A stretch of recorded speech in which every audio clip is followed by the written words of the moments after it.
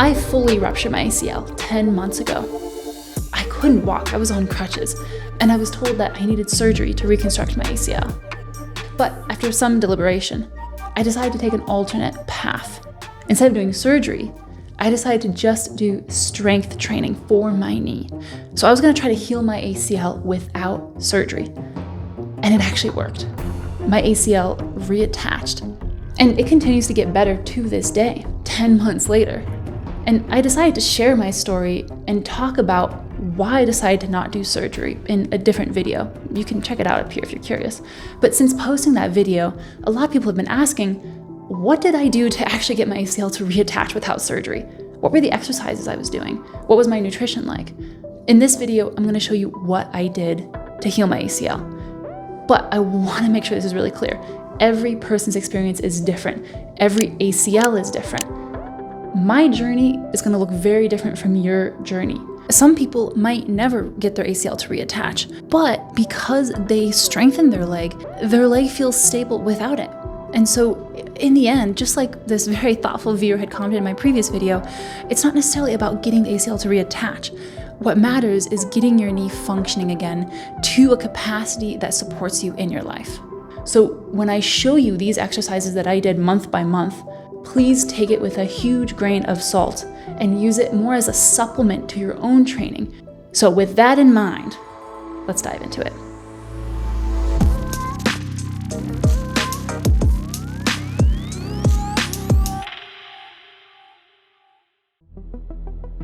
Now, the first thing I did was I worked hard to get my knee moving normally again as soon as possible. The goal was to get walking normally. There's a couple reasons for this. Some obvious ones is I didn't want to have to deal with walking on crutches or limping. It was hard to get around. It's a hassle. So those are some obvious reasons. But some other reasons is I didn't want to let my injured leg atrophy too much. Because I wasn't able to use it very much, those muscles really did start to atrophy pretty quickly, and it's hard to build all that muscle mass back. It takes a lot of time. So I was really racing against the clock to get myself walking as normally as I could, to get those muscles working again. So bending and extending my knee were my absolute top priorities. I was trying to get some movement back into my knee, and it was difficult. It was uncomfortable. You're trying to push your knee past its end range that it can do right after a really painful injury. That's the last thing you want to do. You want to just protect your knee and keep it still.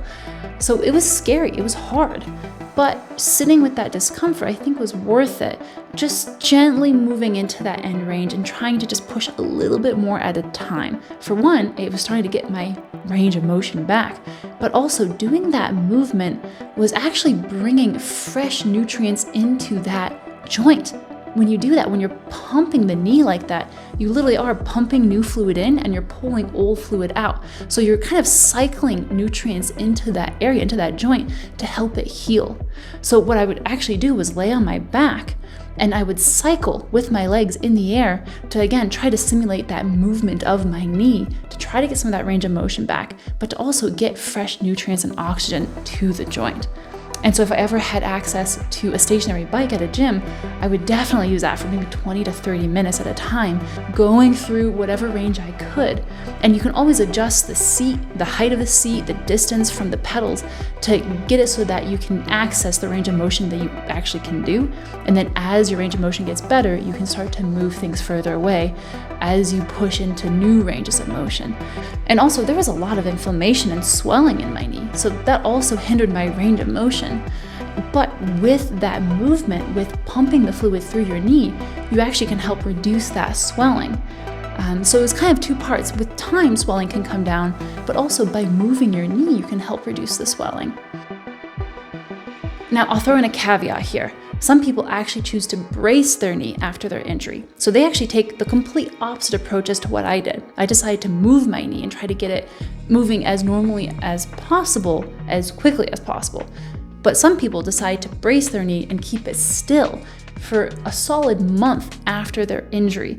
That intention is to see if it can actually get the two ends of the ligament of the ACL to reattach. And the thought is that if you immobilize your knee, then there's a higher likelihood of those ends reattaching and connecting, partly because the brace holds your knee at an angle, and that actually brings the ACL ends supposedly closer together so they have a higher likelihood of reattaching. That's the theory. I wasn't quite sure if it was worth immobilizing my knee for a whole month. I didn't know if it really increased the probability of those two ends reattaching. I didn't see enough quality data to confirm that in my eyes. And so because I didn't see enough clear data proving that worked, and because I didn't want to lose any range of motion and I wanted to get back to walking as soon as I could, I decided to take the opposite approach, get my knee moving, and hope that those ends reattached on their own. So it was a bit of a shot in the dark, but based off from the research that I had done, that's what made the most sense for me and my goals personally. And on top of trying to increase my range of motion of my knee, I was also trying to strengthen the muscles around my knee, which was hard because I couldn't bend my knee that much. I also couldn't put much weight on it. So the only exercise I could really do that didn't hurt the knee was mainly exercises that kept my leg pretty straight. So I would lay on my side and I would do different leg raises to at least maintain some strength around my leg, around more of my glutes and my hip flexors, but it was something. I also eventually was able to get to doing bridges, so glute bridges, and that helped strengthen the hamstrings. And the hamstrings are really important because the hamstring muscle on the back of your leg kind of simulate what the ACL is doing or is supposed to do. It pulls your tibia backwards. It has a posterior draw on your tibia, which again is what your ACL partially does. And so if you can strengthen that hamstring muscle, then it helps support what your ACL would have been doing if it was attached. And I would do these exercises daily, sometimes multiple times a day, trying to get signal to those muscles to keep them at least there, not necessarily growing, but hopefully not atrophying too much. So those things that I was doing, getting range of motion back in my knee, and then whatever type of strength training I could do for my knee, that was all happening within the first month after my injury. And throughout that month and on into the second month, I started to see a big improvement in my range of motion, which allowed me to do other exercises. Now, before we get into those exercises, what was my nutrition like in that first month or so? I eat a pretty varied diet. I eat meat, I eat fish, I eat vegetables, bread, dairy, a whole range of foods, but I was trying to increase my collagen intake a little bit more than I typically would do. And so I would be eating more bone broth. I also end up buying some collagen supplements. You can actually buy like a big jug of collagen powder, and you could put scoops of collagen into, say, a drink, or you could add it to a soup to make it a little bit more kind of creamy. So it kind of replicates that bone broth, really. And by having a little bit more collagen, I think that might have been supporting the healing of that ligament. Collagen is what helps make up your ligaments and tendons. And so I was basically giving my body the raw material to help rebuild the ligament. It's hard to know for sure, but I felt like it was worth it to at least try to support my body in that. So that was basically the only nutritional change I had really made. It was just to increase the collagen intake. So now, month 2, what were the exercises I was doing? What was my range of motion like? And how did I start to progress the challenge of those exercises to not only fight the atrophy, but to maybe start building a little bit of muscle? It was mainly leg extensions and hamstring curls because I was able to start getting some of that range of motion. And so the first thing I was going to try to do was to strengthen the muscles in whatever range of motion I could do. At my gym, we don't have a standard leg extension and hamstring curl machine. So I had to get a little bit creative and use something called a monkey foot to attach weight to the bottom of my feet. But that simulated the machine mostly. So I was able to basically weight the movements. And over time, I started to increase that weight. I had to start really, really light. It was hard. I really couldn't access my muscles. But as I kept doing it, I started getting more of the control back in my leg. And so I was able to start increasing the weight. And so that's a really important piece when you're doing your training, is to try to keep pushing the weight up or increasing the number of reps that you do in a set.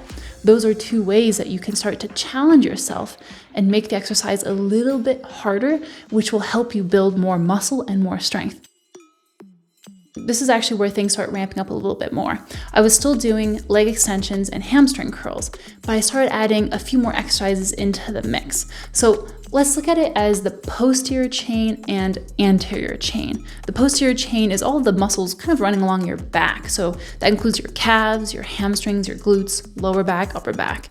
The anterior chain would be the opposite. So let's start with the posterior chain. I was still doing my hamstring curls. I kept doing that throughout, but I also added deadlifts and stiff-legged deadlifts. So deadlifts are really good for training a whole variety of muscles along your posterior chain, like your hamstrings, your glutes, and your lower back. So I started doing that, and I also started doing the stiff-legged deadlifts, which is a really similar movement, but you actually start standing up and you lower the bar down, and you want to try to keep your knees as straight as you can as you lower down. So it's slightly different. With a deadlift, you have a little bit more of a knee bend. With a stiff-legged deadlift, it's with the legs a little bit straighter, and you're really trying to get a huge stretch on your hamstrings and your glutes. Now, the other thing I was doing for my posterior chain was calf raises. Now, these were surprisingly hard for my injured leg, so I had to work up into it. So I was usually doing both legs at a time with the calf raises just to start getting that movement happening. And then as my strength increased with my injured leg, I started doing more single leg calf raises so I could start working that injured leg. I was regularly asking myself, do I want to keep training my non-injured leg? Because right now I'm just trying to get my injured leg to the same strength as my non-injured leg. But yes, I conclude every time that yes, it's good to still train my non-injured leg because you don't want that one to also atrophy. So generally, I would be training both sides consistently. So for the posterior side, you have the calf raises, hamstring curls, and then like a deadlift or a stiff leg deadlift. And then for the anterior side, I couldn't bend my knee super far yet. I was working on that knee flexion, but I still had a hard time loading it with weight when the knee was bent. It hurt, it didn't feel stable. And so I had to find exercises where I could train my quads without bending my knee a ton. And so some exercises I did was the Poliquin step-ups. There's also Patrick step-ups and Peterson step-ups. Those are 3 different exercises that look almost identical, but they're just slight variations between each of them. So I'd actually recommend looking up Poliquin, Peterson, and Patrick to see which exercise might be best for you at your stage. Now, these are good because you're working one leg at a time, so you can work your injured leg directly, and you actually push your knee past your toes, so you're loading your quads without having to bend your knee a ton.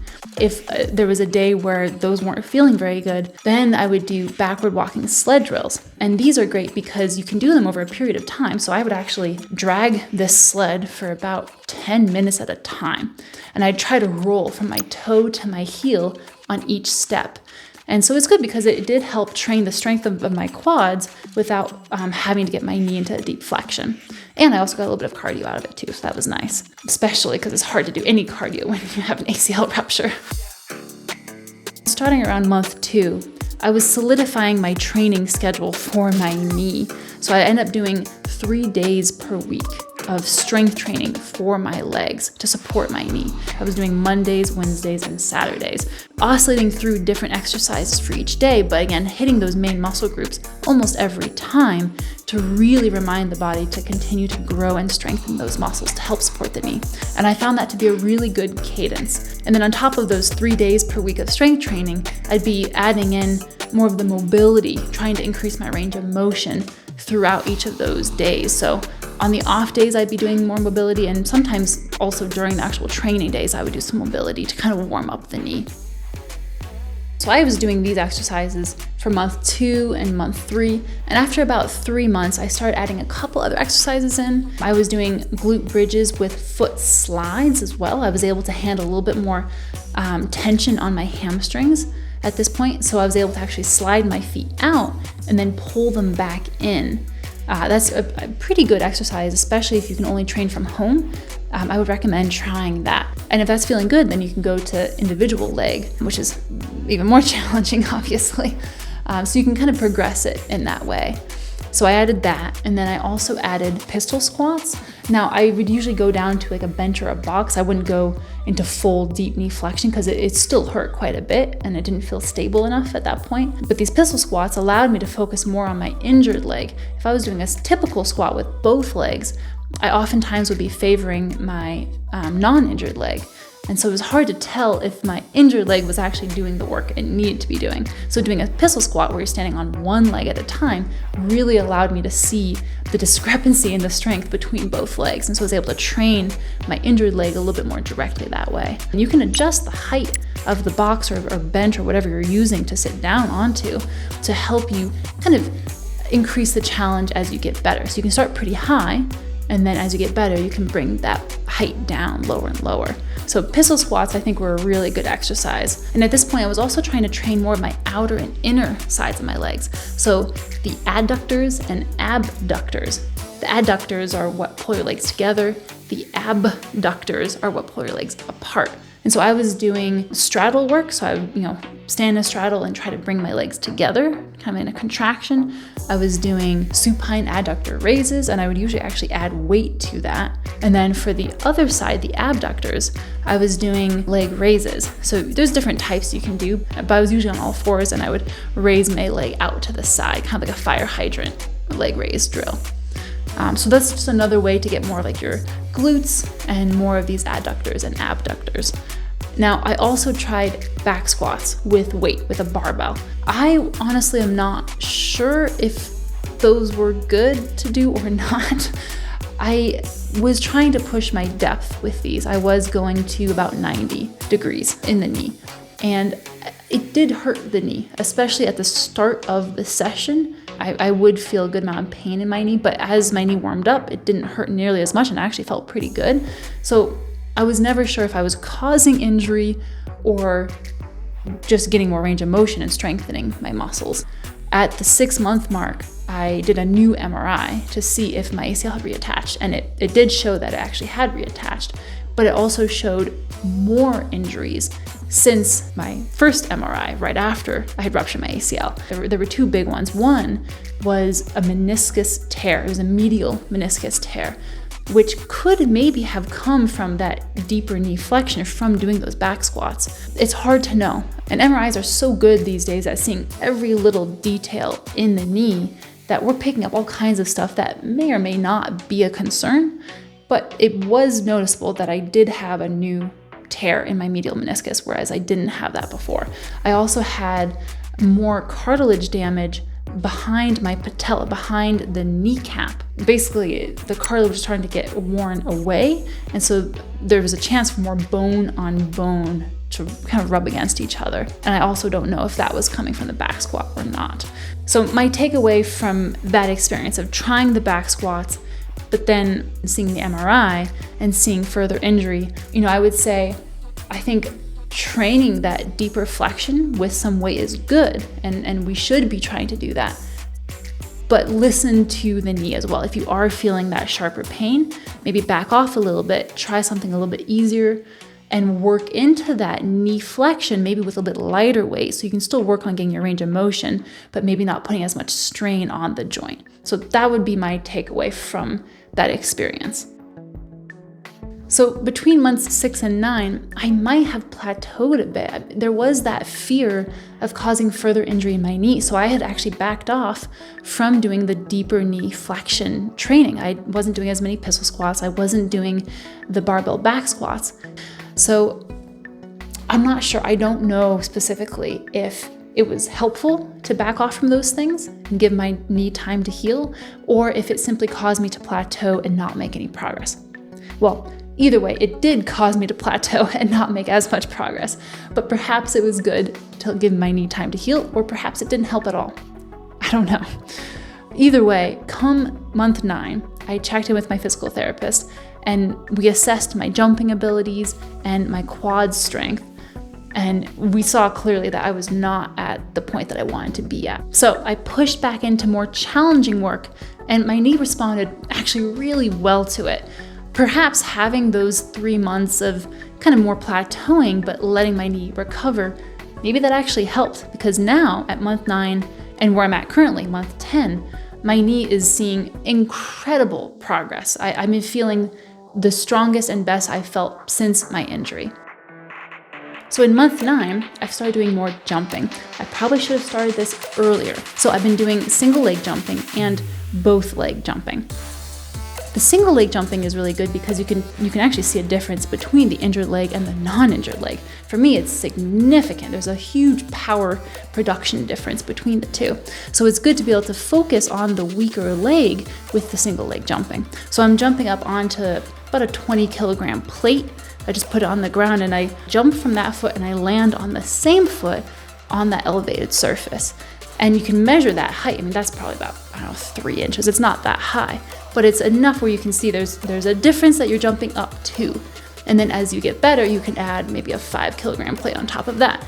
You jump a little bit higher that way, and you can keep kind of progressing your way up to higher and higher jumps. And it's also, I'm mostly doing the concentric. So I'm jumping up to the plate and then I'm stepping off.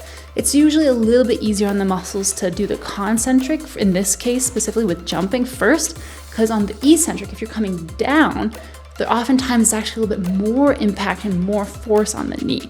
So that's why I'm working up into it by doing just the concentric to start. And then as I get stronger, I go into more of the eccentric as well.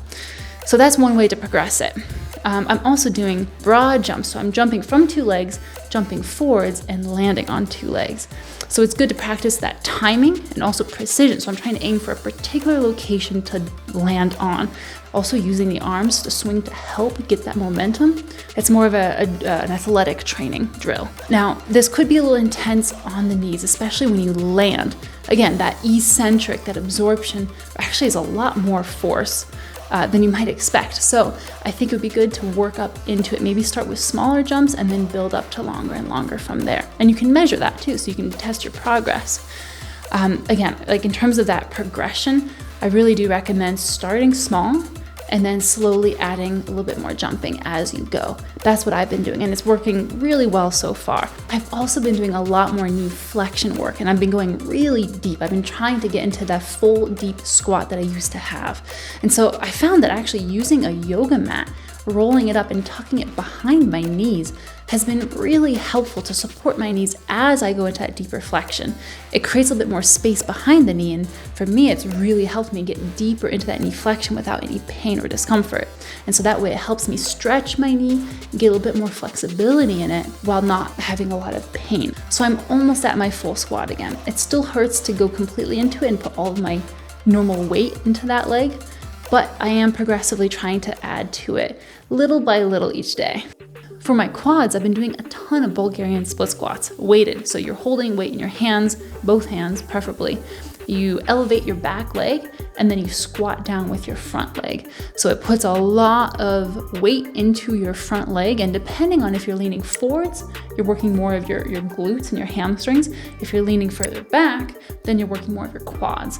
So I'm trying to really work on my quads right now. So I'm leaning further back and I'm keeping my foot a little bit closer to my elevated back foot. And by doing that, I've been getting a ton of really good muscle growth in my quads.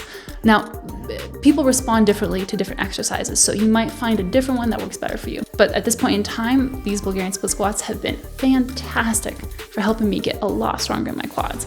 And for my hamstrings, I've been doing more of those stiff-legged deadlifts. So starting at the top, bending down, keeping your knees mostly straight, hanging out for a second at the bottom, trying to get a big stretch in the hamstrings and the glutes, and then pulling yourself up by contracting your hamstrings and your glutes. It's such a good exercise, and I've been feeling a ton of strength gains and muscle growth in my hamstrings from doing them.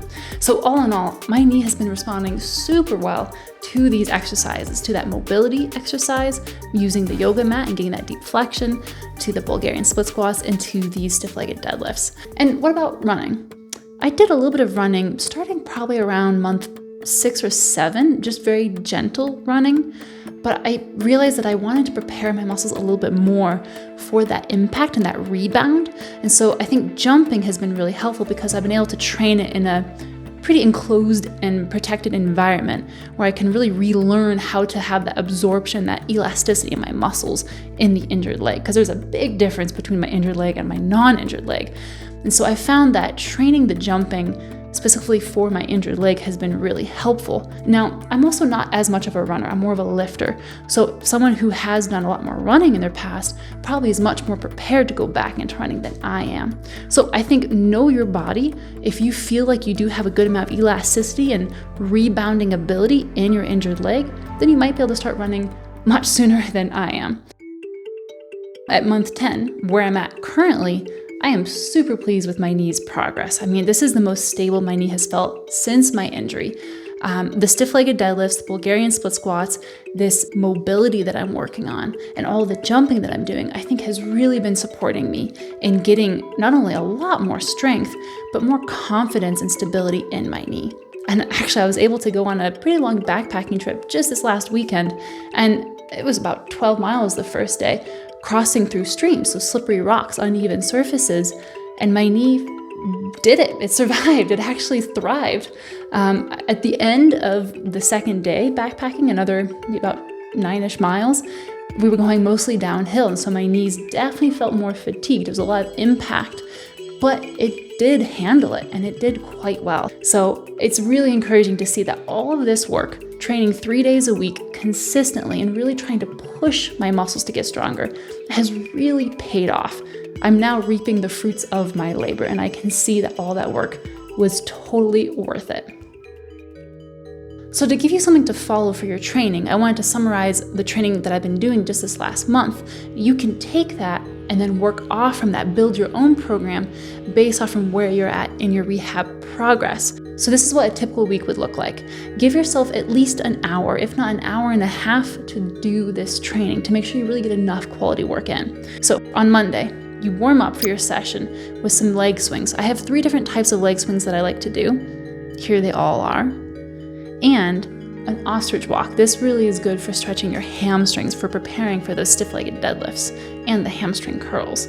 After that, I'll do some mobility work. So I'll use that yoga mat, tuck it behind my knees, and then try to squat down into as deep of a stretch as I can. And I'll do that for a period of time, at least 5 minutes, of oscillating between standing and then squatting again, trying to get into that deep range. And I'll be feeling pretty warm after that. So then I want to jump into jumping, pun intended. So I'll be doing some first single leg jumping, and then I go into some broad jumping. And then after that, I'll really hit the big muscle groups. So I'll do some hamstring curls and Bulgarian split squats and then calf raises. Now Wednesday, same kind of warm up with the leg swings, the ostrich walk. I'll do the mobility work with a yoga mat. I'll do that typical jumping. And then this time it'll be stiff-legged deadlifts. So before, on Monday, I did hamstring curls. Wednesday, I'll do stiff-legged deadlifts. So you're kind of switching up the exercise a little bit. It works different parts of the hamstring, and it also gives the hamstring a bit of a break from that previous exercise. And then I'll also do the Bulgarian split squats. Those are so good, and you can usually recover a little bit faster from those than you can from the hamstring work. Hamstrings typically take a bit of time to recover from, and that's why I'm adjusting the exercises to give the different components of the hamstring a little bit more time to heal. So do the Bulgarian split squats and then more of the calf raises. And then the last day, on Saturday, I'll do the normal warm-up. I'll do the mobility work with a yoga mat. I'll do that typical jumping. And then I'll do, again, the stiff-legged deadlifts. Now, I have a couple extra days in between these 2 sessions, Wednesday and Saturday. So it's barely enough time to rehab and prepare for those stiff-legged deadlifts again. And I'll also work in some of those abductor and adductor leg raises. I think those are really good just to get the inner and outer thighs. And that's it. So those are the typical 3 days a week that I do for training. And again, that is for the exercise I'm doing currently at month 10. So what you could do is you could take this template and then modify based off from what your needs are, where you're at in your recovery. And I would really recommend finding a professional to help you with figuring out what exercises are best for you at this moment in time in your recovery process. So finding a physical therapist who can actually get eyes on you, who can assess what your knee looks like right now. So they can actually test the strength of your muscles around your knee and your mobility of your knee, and they can start giving you exercises to directly target what you need to train in this very moment. So while there were many uncertainties throughout my journey of getting my ACL to heal and feel better and better, one thing I was very certain of, which was that this strength training and this mobility work was definitely helping my knee. Now, it might not have helped heal my ACL. It did in this case, but it might not for everyone. But what this strength training does do is it helps improve the muscle strength and stability around the knee. So even if the ACL doesn't reattach, you are getting much stronger muscles to help support your knee either way, whether ACL is attaching or not. And that by itself is huge. You're getting that much more strength and stability around your knee to support you in everyday life. So if there's one thing that you take from this video, it's that. It's the strength training and that mobility work is so beneficial. So if your PT is telling you to do those physical therapy exercises and you really don't want to today, do them, please. It's so good for you. It is worth it. And it doesn't take that much time. I know I said you really want to give yourself an hour to do all this strength training, but even if you don't have an hour in that day, try to do at least 20 minutes or 30 minutes. Even that is something, and it is so worth it. Okay, hopefully that's enough to get you started. Best of luck in your recovery process, and let us know in the comments what's working for you and what really isn't. Where are you at on your recovery journey? Cool, I'll see you there in the comments.